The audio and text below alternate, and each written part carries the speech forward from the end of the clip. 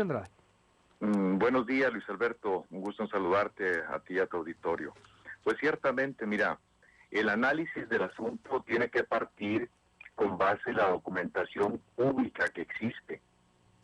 Existen una serie de registros del acta constitutiva de la sociedad, de los poderes que se han otorgado, y bueno, sin duda alguna que el ahora legislador, el diputado García, tiene un doble carácter dentro de esa sociedad mercantil, en el cual él tiene facultades como representante y apoderado general amplísimo, sin limitación alguna, y además tiene atribuciones de carácter administrativo para celebrar toda clase de contratos en nombre y representación de esa persona moral. Sin embargo, haciendo un resumen del asunto, inicialmente se dijo que él era el propietario, él era el representante legal de la empresa.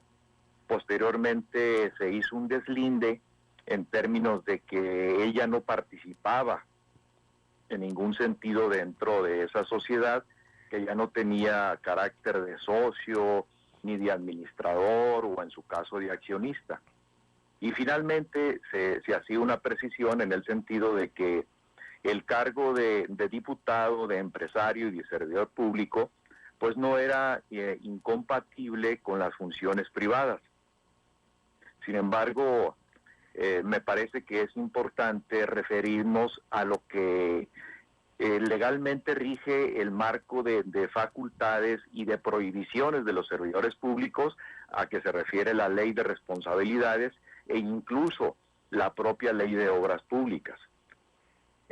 Si nosotros hacemos un análisis concreto, muy objetivo de la Ley de Responsabilidades, pues nos vamos a dar cuenta de que hay una prohibición expresa en el sentido de que un servidor público está impedido legalmente para contratar obra, para asignar contratos a otro servidor público.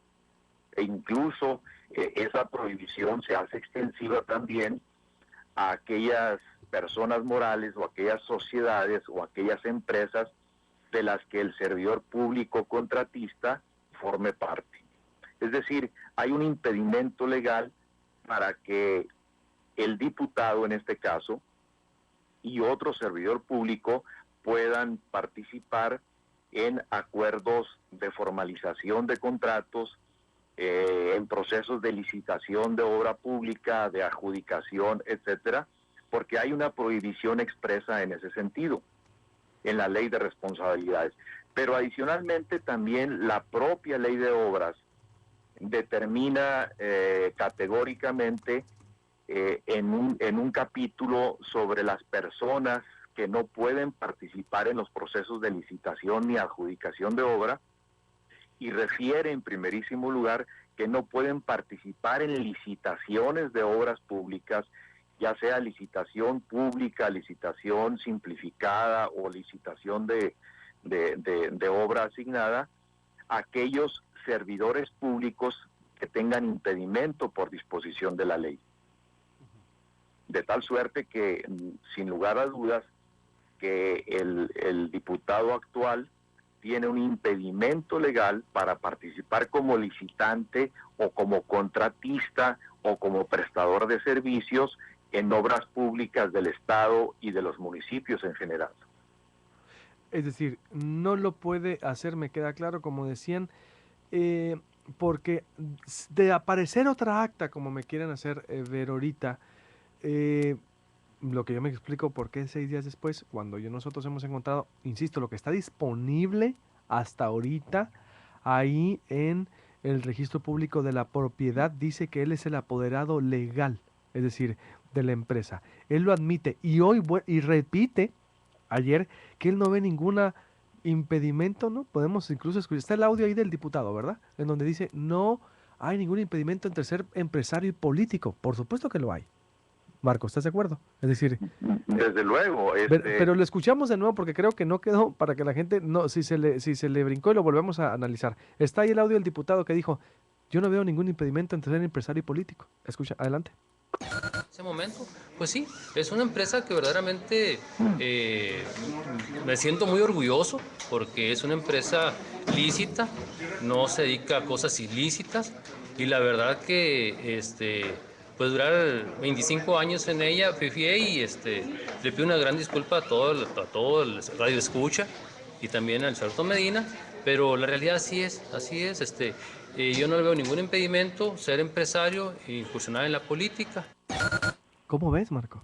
Bueno, de Bueno, que acuerdo primero, a... disculpa, le acepto las disculpas al diputado, digo, no me ofendió a mí, no se trata de eso, yo no tengo nada porque me está reclamando, porque yo no tengo nada contra mis respetos para él también, que no se sienta ofendido, pero él la confesión de parte, relevo de pruebas, como dicen ustedes, pero él es el que ha generado todo esto y cruzando datos y se hemos encontrado, entonces, pero él dice, yo no veo ninguna, ahora sí para retomar, que ser funcionario de la política y los negocios. Bueno, más allá de las interpretaciones personales, que desde luego, pues, una interpretación personal, pues, obviamente refleja una interpretación interesada. Sin embargo, en términos del marco legal que rige Sí, adelante. eh, Marco, a ver, ¿se está perdiendo la comunicación? Marco, ¿estás por ahí? bueno, Ahí está, adelante. yo insistiría como referencia del marco legal que prohíbe realizar determinados actos a los servidores públicos, a mí no me cabe la menor duda de que en lo que tiene que ver con la prohibición a que se refiere la ley de responsabilidades y la ley de obra pública en relación con una disposición general de la Constitución, el diputado tiene una prohibición expresa junto al servidor público que autoriza la obra para poder realizar contratos de obra pública o de prestación de servicios. Es decir, el cargo de diputado, empresario y servidor público legalmente es incompatible. ¿Qué seguiría con esto, Marco? Yo estoy es decir, lo hemos discutido y ahorita lo hemos discutido con los expertos y es muy claro, pero creo, como decía Memo Noriega, parafraseando, lo malo es que no le ven problema, ven que no hay nada legal en eso. ¿Qué seguiría entonces en este caso? Bueno, me parece pertinente que se estableciera un criterio de interpretación para definir a cuáles son los límites a los que están sujetos los servidores públicos, en este caso tratándose del diputado, y creo que sin lugar a duda que le correspondería al Congreso del Estado a través del ISAF o en su caso a través de la Contraloría Interna establecer un criterio de interpretación sobre los alcances prohibitivos que tiene los servidores públicos para contratar obra pública o para participar en los procesos de licitación o ejecución de obras. Conjuntamente con la Contraloría del Estado, me parece que este triángulo de autoridades deberían establecer un criterio de interpretación. El ISAF, la Contraloría Interna del Congreso y la Contraloría General del Estado, con el propósito de ilustrar a los servidores públicos a cuáles son los límites en sus funciones como servidores y a cuáles lo son como empresarios o como representantes de empresas privadas.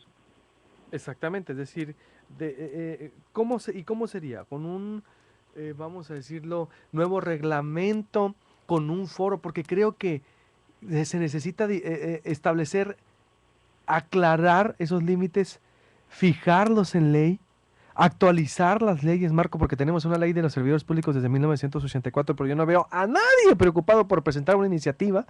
Yo no veo, es decir, que la élite política, la clase política esté preocupado por establecer eso que se ha perdido ya en Sonora, los límites entre lo público y lo privado.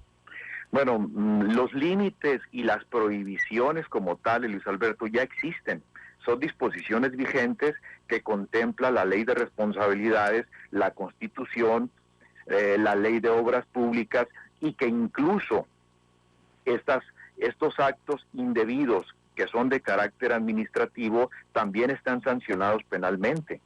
O sea, el Código Penal del Estado es muy claro al respecto. En un capítulo de los delitos que pueden cometer los servidores públicos determina que quien realice un contrato o una asignación de obra, o en su caso acepte cualquier tipo de acto jurídico entre un servidor público y otro, estaría incurriendo en un delito de ejercicio abusivo de atribuciones, de peculado, de uso indebido de recursos públicos, de abuso de autoridad, de tráfico de influencias, etcétera. Entonces, las prohibiciones para los servidores públicos ya existen. Lo que se tiene que definir es el criterio que debe de aplicarse por parte del órgano de control interno del Congreso del Estado y de la Contraloría y del propio ISAF para definir